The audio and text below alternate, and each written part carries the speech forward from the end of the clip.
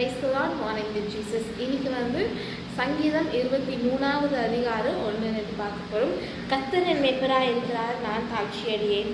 அவர் என்னை புல்லுள்ள இடங்களில் மேய்த்து அமர்ந்த தண்ணீர் அண்டையில் என்னை கொண்டு போய் விடுகிறார். ஆமென். கர்த்தர் என் மேய்ப்பராய் இருக்கிறார், நான் தாழ்ச்சி அடையேன்.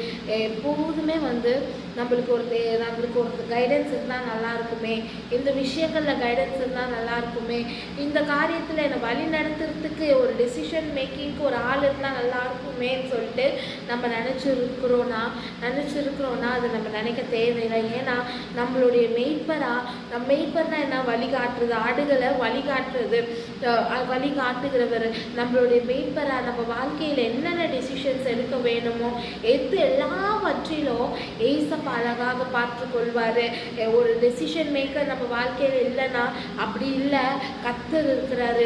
கர்த்தர் நம்மளுடைய மெய்ப்பராக இருக்கிறாரு. அவரு நம்மளுடைய வாழ்க்கையில் என்னென்ன வேணுமோ, என்னென்ன டெசிஷன்ஸ் நம்ம எடுக்கணுமோ, எது கரெக்டான டெசிஷன்ஸ் எடுக்கணுமோ அவர் நம்மளுக்கு வழி நடத்துவார். அவர் நம்மளை மெய்ப்பராக இருந்து அவர் நம்மளை வழி நடத்துவார்.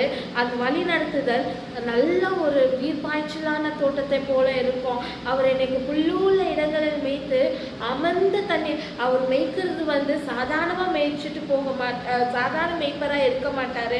நம்மளை சாதாரணமாக வழி நடத்த மாட்டார்.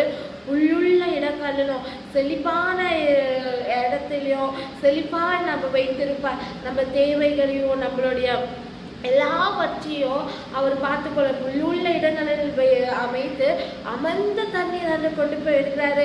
மெய்ப்பராக இருக்கிறார் சொல்லிட்டு ஏதோ ஒன்று நம்மளை இது பண்ணோன்னு இல்லை, புல்லுள்ள இடங்கள் செழிப்பாய் நம்மளை நடத்துவார். நம்மளோட வாழ்க்கையில் ஒரு டெசிஷனாக நம்மளை வழி நடத்த யாருமே இல்லை அப்படின்னா கவலைப்பட வேணாம். இயேசு கிறிஸ்து உங்களுக்காக இருக்கிறார். ஆமென்.